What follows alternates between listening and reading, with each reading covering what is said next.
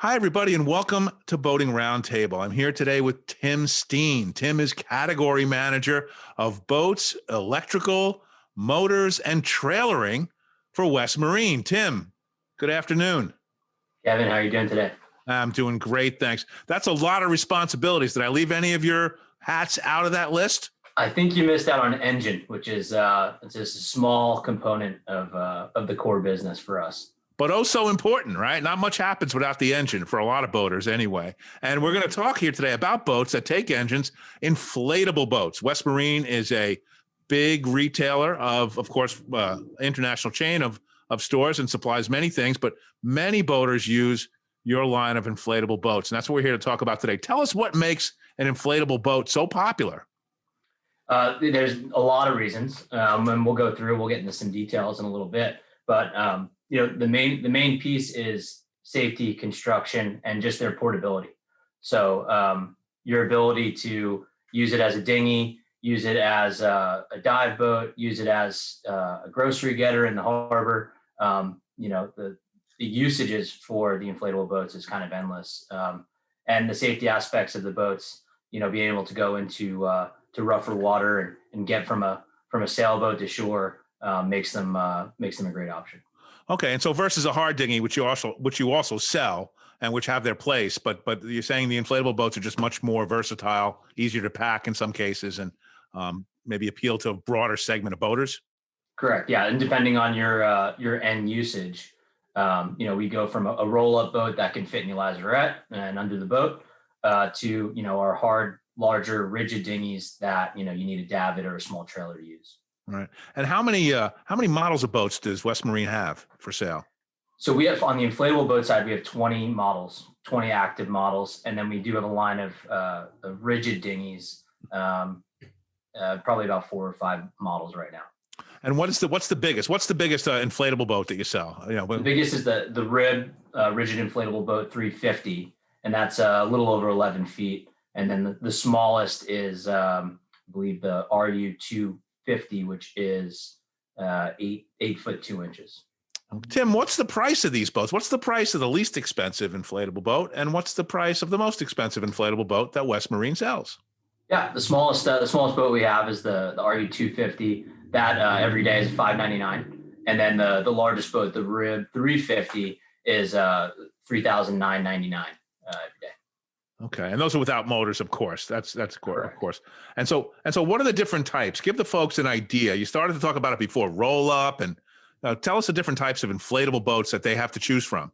Sure, we kind of pretty much have 4 categories. So we have our roll up boats, or our kind of an entry level, really portable boat, but probably your performance levels aren't going to be as great, and those will be on the cheaper end. Then you move into our sport boats, which have a rigid floor and but are still pretty compact and transportable, and are also available in 2 different fabrics. We'll get into that in a little bit. So they have a rigid floor in the boat, but there's still a flat bottom and like fabric hull, if you will, just to make clear on the sports. On the sport boats, it's actually kind of a fiberglass or plastic or aluminum hull, and then the transom can be folded. Okay. So they actually kind of think of like a big surfboard or a stand-up paddleboard in a bag. You could actually get that into on top of a roof rack or in a pickup truck. So okay. Still pretty portable and pretty lightweight, but kind of going up on the performance levels. Gotcha. Then we move into high pressure floor. So it's actually an air floor, which is also really versatile, but it still gets rigid enough where it can plane. So that's a really cool option. And then on the highest end, you have the rigid hull inflatable boats. And that's where you've gotten, a rigid hull, a deep V, can cut through kind of waves and current. Most of those are the higher ends come in Hyperlong. And those boats, you're going to need a small trailer or a davit system. That's the higher end of our assortment. I gotcha.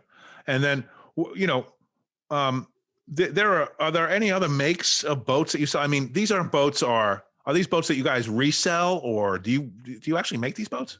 Yeah, we actually make these boats. These are West Marine boats, and we work with the manufacturer pretty closely. We test all of the boats. We give input, and the partners that we work with have been in the inflatable boat industry for decades.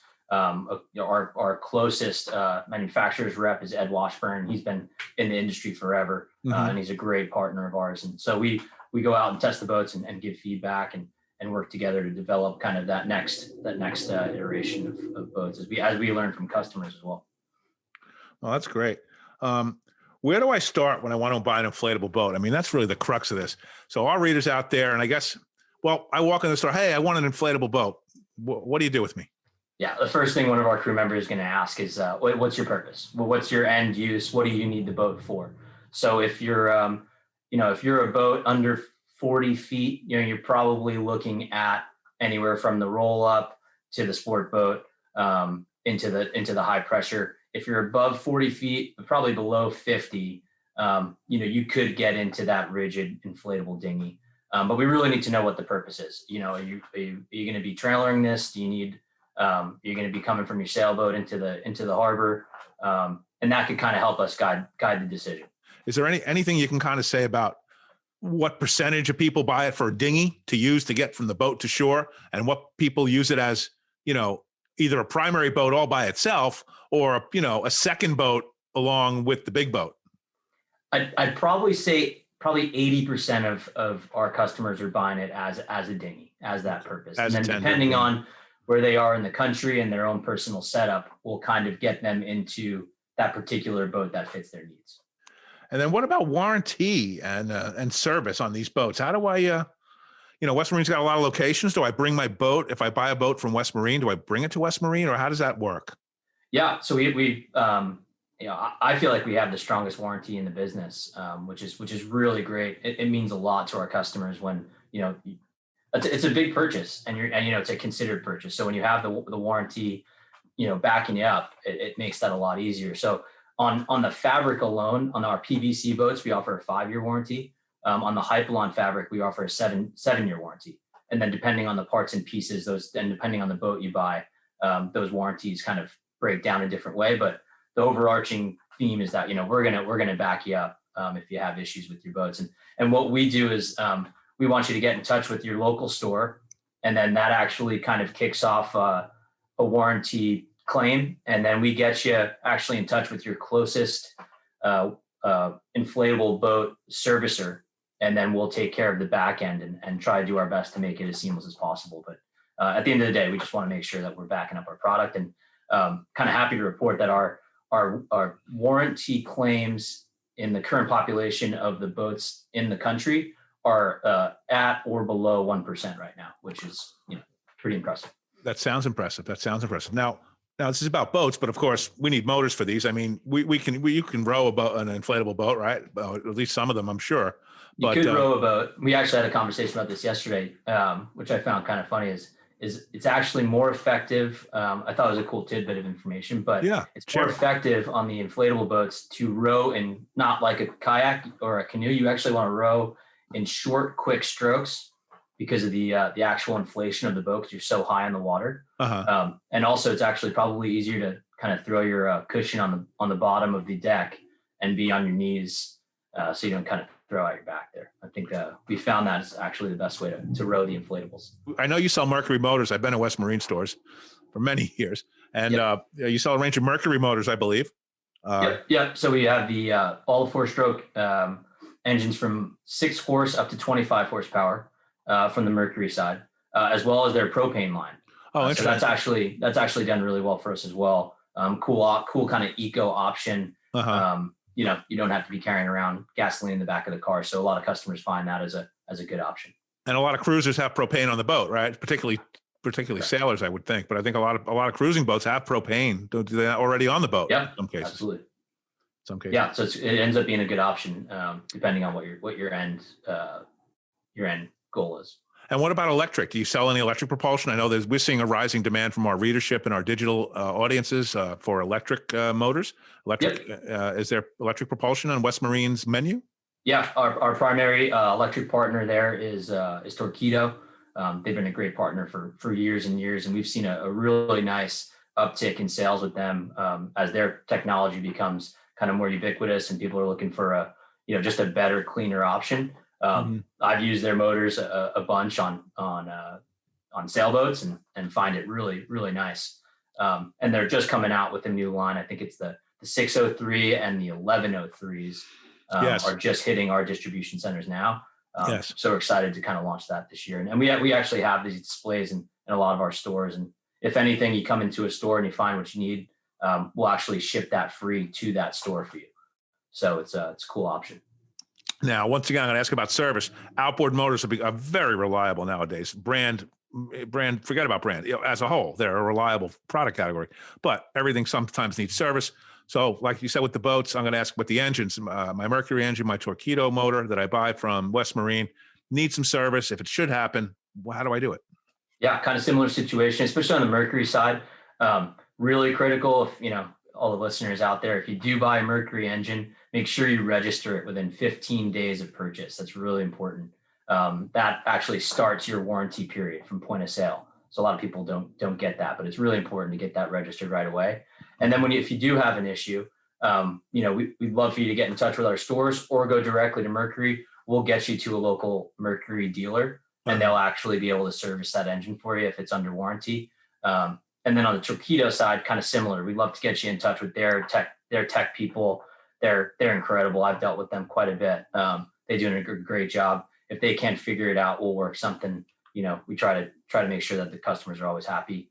But for the most part, yeah, you're going to work directly with the manufacturer there as everything gets kind of technical. But we're there to support you. Okay, well, that's great news. That's great news.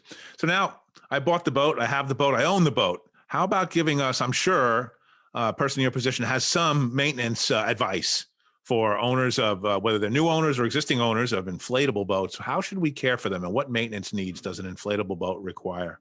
Sure. I think the first one's kind of the common sense one of all boaters, right? It's you got to keep it, take care of the boat, and it's keeping it out of the sun when possible. Buy a boat cover for it. UV is probably the most damaging thing for any boat, whether you're talking PVC or Hyperlong. Hyperlong obviously does better in the sun, but at the end of the day, you really want to protect that boat from UV. That's gonna probably cause the most damage. One thing that we talked about yesterday with the manufacturers as we were chatting was keeping the boat inflated when in operation.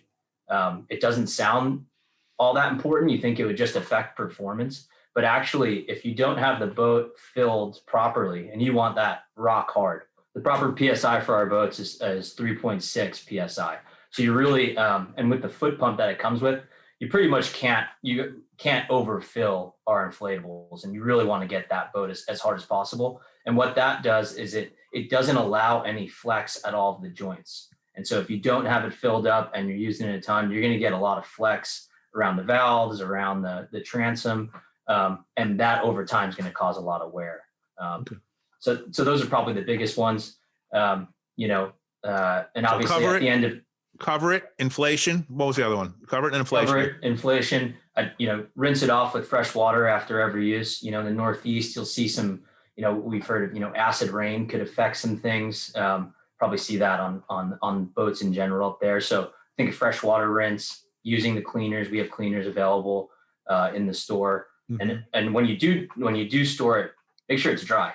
If you're in the Northeast, Midwest, you rinse it off. Don't throw it back in the bag damp. Make sure that thing's dry. You don't put it away, and that will definitely cause some mold and damage the boat. So, but kind of a common sense. But I think the biggest one really, it's UV and making sure you're at proper PSI when operating. Tim, something that always tickles my mind is what's the difference between the fabrics that these inflatable boats are constructed from? Sure. So pretty much all inflatable boats are constructed of two fabrics. You got PVC and then Hyperlong. PVC is kind of on your lower end, but that of quality, but it does offer, you are able to weld the seams. So there is a bit of strength in the PVC boats. And just sticking to PVC, depending on where you are regionally, if you're in the tropics, you probably, you may want to stay away from the PVC unless you really are able to cover the boat and or store it after use, because PVC doesn't do as well in the sun. On the other end, Hyperlong, there's about a 30% increase in cost to PVC actually does really well in UV, and is kind of a higher end performance fabric. And so our inflatables you have the option of both in most lines. It's more good information. That's great, Tim. So our time is coming to a close. Before we end, is there anything you'd like to leave the folks with, our boating video audience with, regarding West Marine and or inflatable boats? Yeah, Kevin, I'd just say, visit westmarine.com or your local West Marine store for more information. We actually have a West Advisor on how to choose an inflatable boat that goes into a lot of great detail, and that's a really great resource.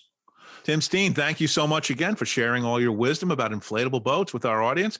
Like Tim said, look for the links to West Marine down below. Check out the West Advisor on inflatable boats. And for more information about inflatable boats, visit westmarine.com or boatingmag.com. For Boating Roundtable, I'm Kevin Falvey.